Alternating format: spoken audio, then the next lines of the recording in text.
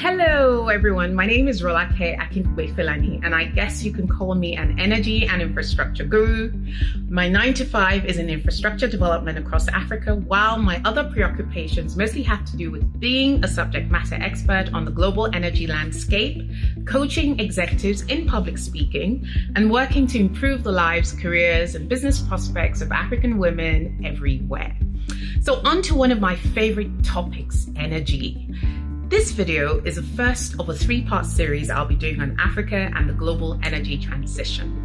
This first video will lay out the opportunities I see for disruption in African energy.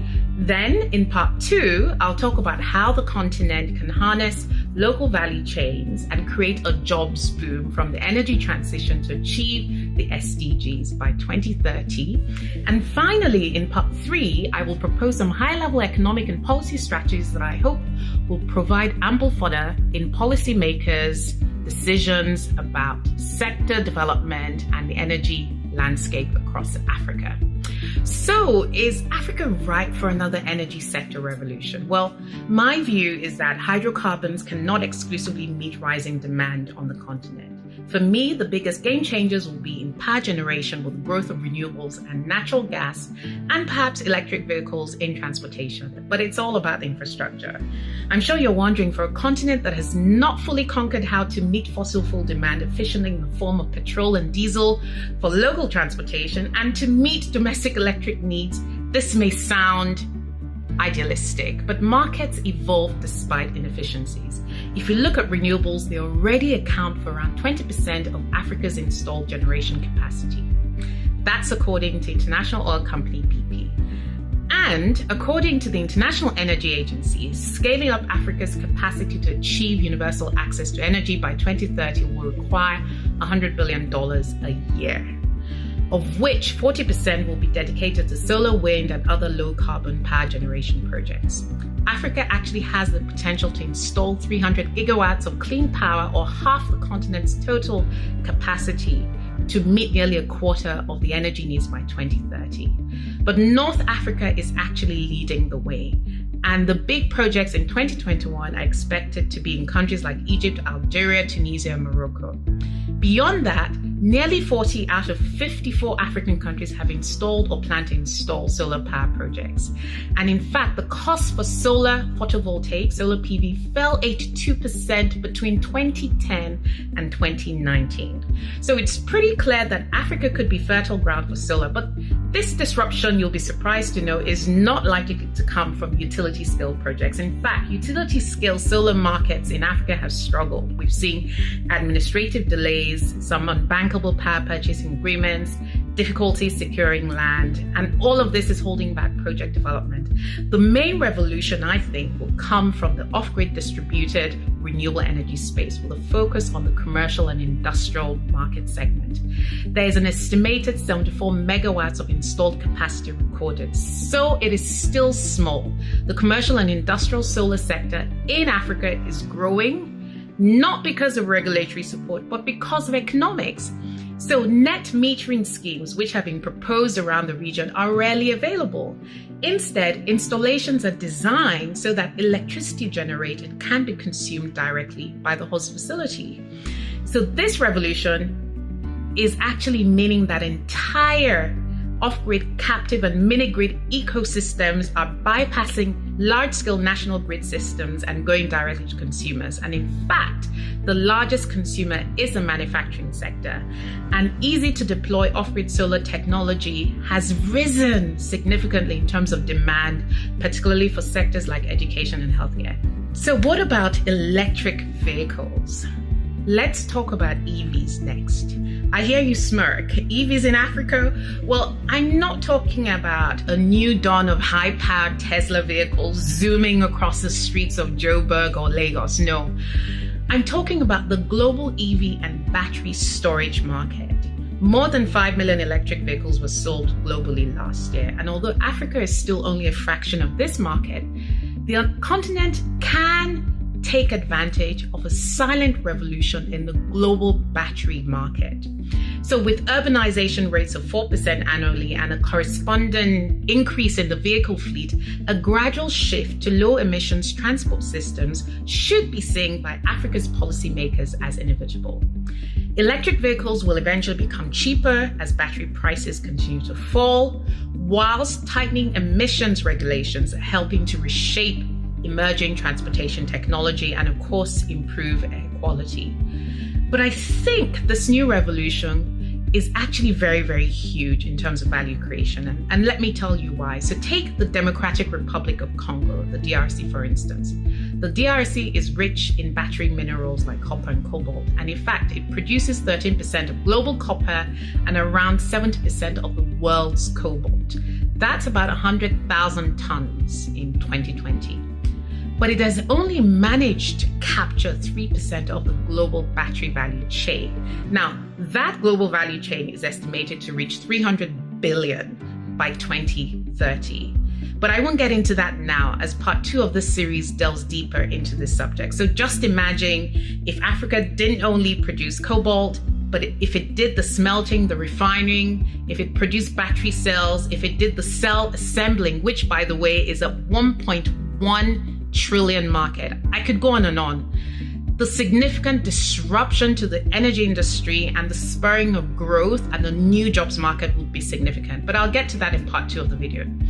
So if we look at disruptive technologies, the signs are always there. We see changing consumer preferences. We see oligopolistic industries which stifle innovation to preserve the status quo and are thus blindsided by new entrants.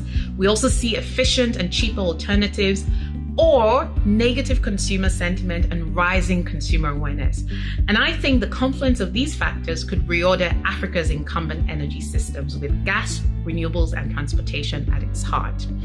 If you also add up all the deficits of Africa's utilities, estimated at 21 billion annually, those are the deficits, you quickly realize the enormous amount of waste involved in maintaining a grid-based and a fossil fuel system that has not always served all. So my clarion call here is not for a zero-sum approach. We all know that multiple fuel sources can coexist in Africa. After all, the technologies that utilize alternative and cleaner fuel sources have not evolved rapidly across all African countries, while the infrastructure to support these is only slowly developing.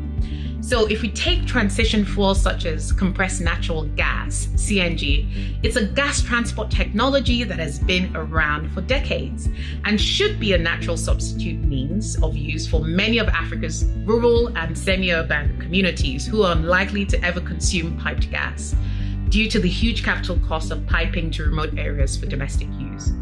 But challenges with bulk transportation of CNG via trucking have constrained consumption via this method too, known as virtual pipelines. There are some welcome signs of increased uptake of CNG in transportation. So for instance, last year, Egypt signed an agreement to convert thousands of diesel-powered cars to CNG fuel as part of a government policy initiative to improve gas consumption locally and incentivize consumption of low-carbon fuels. In December 2020 as well, the Nigerian government announced that it would kickstart the distribution of compressed natural gas as a key transport fuel by the end of 2021 as part of its strategy to gradually replace high sulfur gasoline under its Natural Gas Expansion Program, NGEP. It also hopes to get up to 1 million vehicles converted from gasoline to CNG by the end of 2021. Now, given that auto gas and CNG are generally price competitive versus gasoline, this could be a game changer for countries like Nigeria. Africa today has roughly 300,000 natural gas vehicles in operation, with only about 250 stations servicing these. I mean, that's hardly a revolution, given the fact that the continent's vehicle fleet is about 50 million strong. However, we do know that market inefficiencies and infrastructure challenges create the very foundation for leapfrogging and disruptive trends that are likely to make other energy sources viable. EVs, for instance, could well become more popular than, or even leapfrog NGVs in some African countries, given the challenges of CNG, for instance.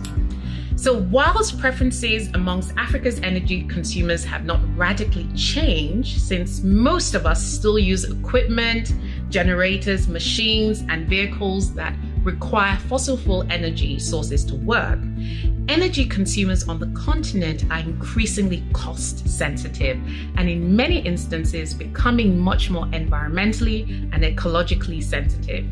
So technological innovation and sheer necessity will ultimately force a shift in African consumer preferences and choices, as we've seen with the rise of off-grid technology. In just a few years, for instance, the market on the continent for basic pay-as-you-go solar-powered lights and home systems, phone charging, and basic appliances has grown rapidly, with more than 15 million units sold. So imagine the implied revolution in making decentralized customers on the continent make small payments for bits of equipment and appliances over a period. These consumers' preferences also point to cost as a future deterrent to specific modes of energy consumption in transportation.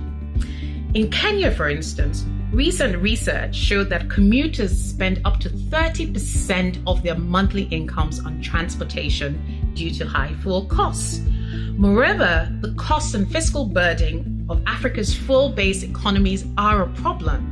Today, the cost of fuel subsidies across the continent averages out at around 1.5% of GDP. Now, that is not a sustainable way to develop an economy. And with the rising rates of urbanization and the push for low emissions transportation systems, I think this shift should be seen by African policymakers and the private sector as inevitable. EVs themselves will eventually become cheaper as battery prices continue to fall, whilst emissions regulation will continue to shape transportation technology and improve air quality. Renewables such as solar photovoltaic, solar PV are being predicted to surpass coal as the largest source of power generation in Africa by 2030. And this is underpinned by the fact that the cost of solar panels have fallen by more than 50% in the past decade. Even the appliance systems that we have got so used to, such as the LED light bulb, the simplest of which has fallen in cost by almost 85% and lasts 30 times longer than its incandescent counterpart, has continued to fall. The costs have continued to fall. I hear you say, well, Rolake, there are limits to Africa's ability to leapfrog in the energy space. Well, yes and no. There are, of course, limitations in the pace of disruption in African energy. So I'll give you an example. If we look at the case of renewables in power generation, at least 40% of the African communities that utilize solar energy still rely on baseload fossil fuel energy sources as a backup, giving the obvious intermittency of solar.